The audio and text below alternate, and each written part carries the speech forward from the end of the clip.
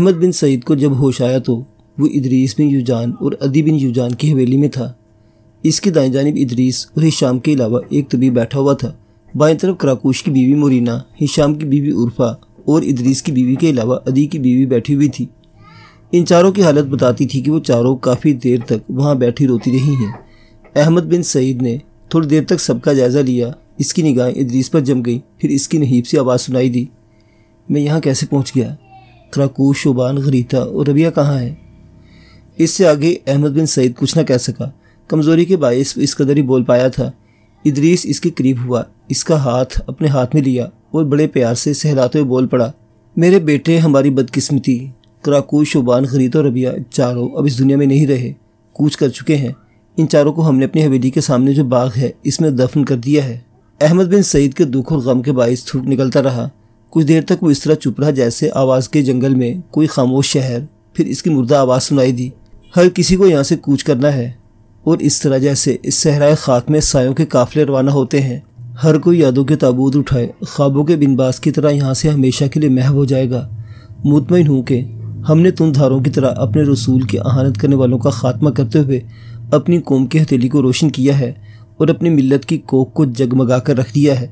जिस तरह समंदर के मुंह में उतरने वाले दरिया और नदियाँ अपनी शनाख्त खो बैठती हैं, इसी तरह वो लोग जो अपने रसूलों, अपने राहबरों, अपने आका की सत्वत को फरामोश करती हैं, हमेशा के लिए महव होकर रह जाती हैं। फ़लस्तीन में मेरा दादा बड़ी बेचैनी से मेरा शोबान और कराकूश का मुंतज़िर होगा, पर मैं तो अब चंद घड़ियों का मेहमान हूँ।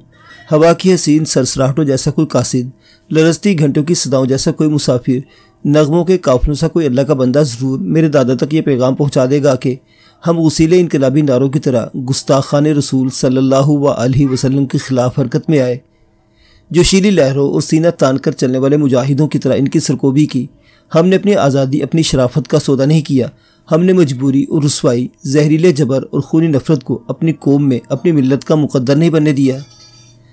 यहाँ तक कहने के बाद अहमद बिन सईद फिर रुक गया। शायद इस पर नकाहत तारी हो गई थी। थोड़ी देर तक वो संभलता रहा। इसके बाद इदरीस की तरफ देखते हुए इसने पूछ लिया, मैंने पूछा था मुझे यहाँ कौन लाया? मैं कैसे यहाँ पहुँच गया? मैं तो अगियार की सरजमीनों में था। इदरीस बिन युजान ने एक बार फिर अहमद बिन सईद का हाथ अपने हाथों में लिया। फिर इसे सहलाते हुए पिदराना शफकत में वो बोल पड़ा, मेरे नेक दिल बेटे, मेरी मिल्लत के अजीम फर्जंद, तुझे यहाँ माजन लेकर आई। अहमद बिन सईद ने आंखें खोली और इदरीस की तरफ देखा। कौन माजन? इदरीस ने एक उदास निगाह अहमद के चेहरे पर डाली। फिर बोल पड़ा, वही माजन जिसे माजी में बरखे कलीसा कहकर पुकारा जाता था। वो इस्लाम कबूल कर चुकी है। दुश्मन के इलाके से सबको वही उठाकर लाई। बरके कलीसा का नाम सुनकर अहमद बिन सईद चौंका। फिर इसने इदरीस को मुखातिब किया, बरके कलीसा इस वक्त कहाँ है? क्या वो इस हवेली में नहीं है? अगर है तो इसे मेरे पास लाया जाए। इस पर बरके कलीसा जो अहमद बिन सईद के सिराने खड़ी थी, कुछ इस तरह अहमद बिन सईद के सामने आई कि इसने अहमद बिन सईद के बेटे का हाथ थाम रखा था। आंखों से आंसू रुआं थे। वो बेचारी कुछ देर तक अजीब से जज्बे और अजीब से अंदाज में अहमद बिन सईद की तरफ देखती रही। अहमद बिन सईद की निगाहें इसके चेहरे पर जमी हुई थी। फिर अहमद बिन सईद की आवाज़ सुनाई दी, बरक़े कलीसा, मैं एक कूच करने वाला मुसाफिर हूँ। मैं वो अल्फाज कहाँ से लाऊं जिन्हें इस्तेमाल करते हुए तेरी इस कारगुजारी का शुक्रिया अदा कर सकूँ? इसलिए कि यहाँ तक कहते कहते अहमद बिन सईद को रुक जाना पड़ा, इसलिए कि बरक़े कलीसा बोल पड़ी थी, या अमीर खुदा के लिए मुझे बरक़े कलीसा ना कहें, मुझे मेरे नाम माजन से मुखातिब करें। आप मेरा नाम अच्छी तरह जानते हैं। मैं आपकी मिल्लत की एक अकाई और आपकी कौम की ही एक फ़र्द हूँ। मैंने आप पर कोई एहसान नहीं किया, अपना फ़र्ज़ अदा किया। मैं भागकर शलभ शहर में काजी अदीद के यहाँ चली गई थी। वहीं मैंने इस्लाम कबूल किया, इस्लाम के उसूलों को अपनाया। वहीं रहते हुए सुरैम बिन तरीक ने मुझ पर इंकिशाफ किया कि आपने अपने ज़िम्मे एक फ़र्ज़ लगा रखा था जो शायद आप दुश्मन इलाके में पूरा करना चाहते हैं।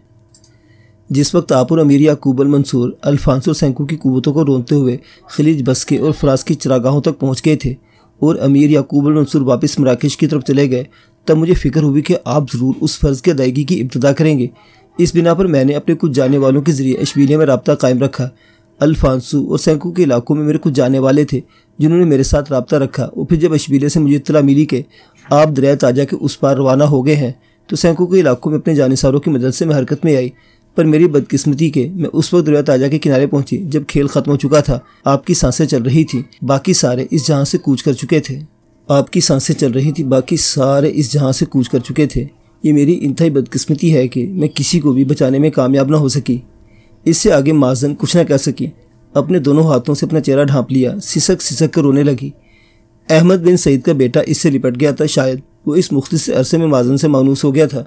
बल्कि कलीसा बेचारी वहीं बैठ गई। अहमद बिन सईद के बेटे को अपने साथ लिपटा लिया और फिर धाड़े मार मार कर रोने लगी। अहमद बिन सईद की आंखों में भी आंसू ढलक आए। एन इसी वक्त इदरीस बिन युजान बोल पड़ा, अहमद मेरे बेटे, गुज़श्ता दिन मराकश से कासिद आया हुआ है। इसके पास ये पैगाम है। वो पैगाम आप ही से कहना चाहता है। मेरे बेटे, इसे तुम्हारी आमद का इंतज़ार था। अगर तुम कहो तो इसे भी तुम्हारे पास लाऊं।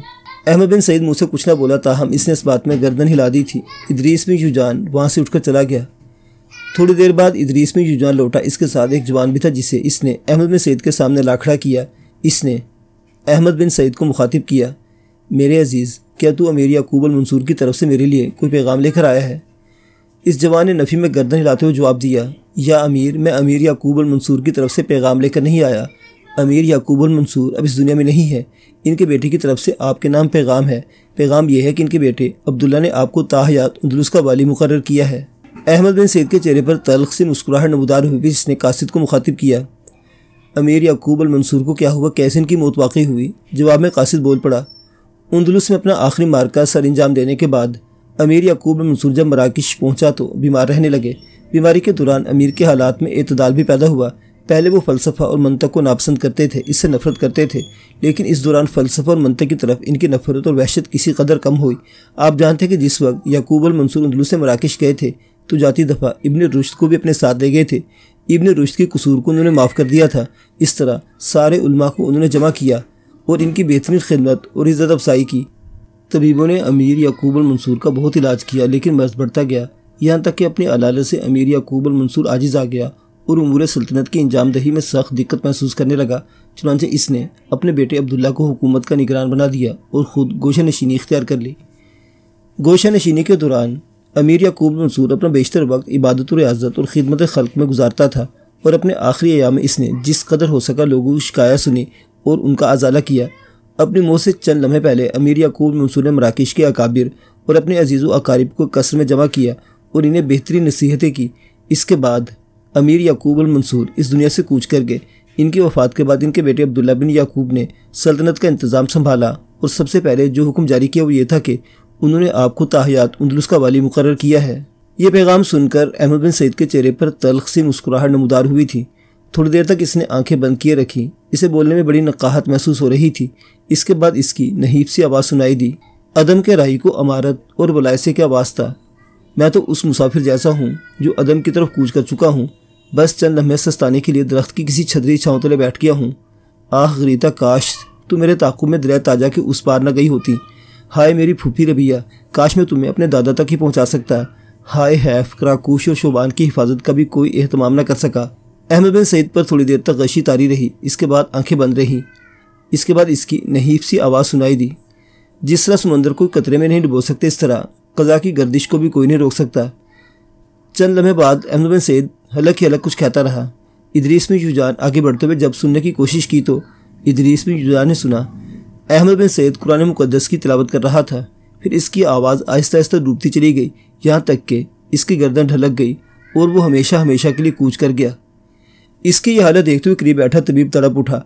आगे बढ़कर इसने अहमद बिन सईद के बाजू पर अपना हाथ रखा, नब्ज़ महसूस की। इसे अपने हाथ नीचे रख दिया। अहमद बिन सईद की आंखें बंद कर दी। इदरीस बिन युजान की तरफ देखते हुए सिसकती आवाज़ में बोल पड़ा, अमीर अहमद बिन सईद इस दुनिया से हमेशा के लिए कूच कर गए हैं।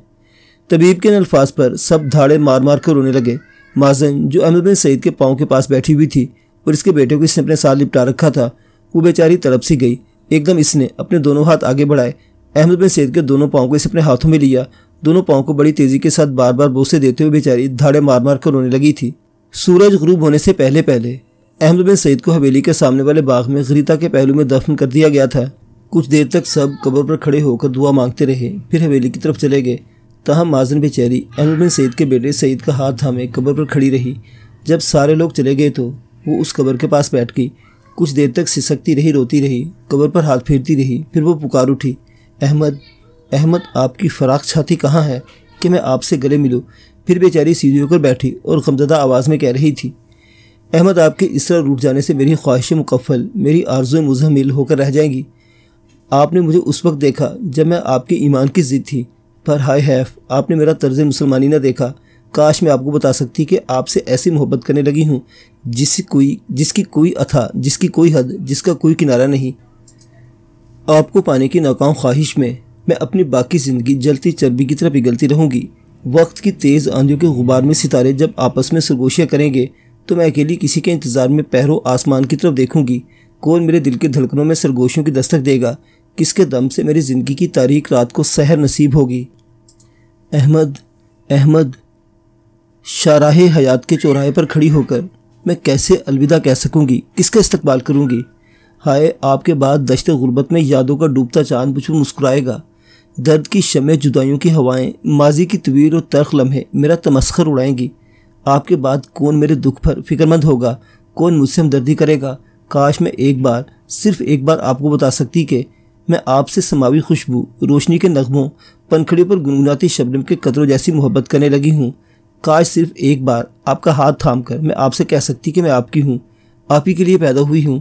इससे आगे माजन बेचारी कुछ न कह सकी। इसके हौसले पस्त हो गए, हिम्मत जवाब दे गई। अहमद बिन सईद के बेटे को इसने बुरी तरह अपने साथ लिपटा लिया और फिर वो धाड़े मार मार कर रोने लगी।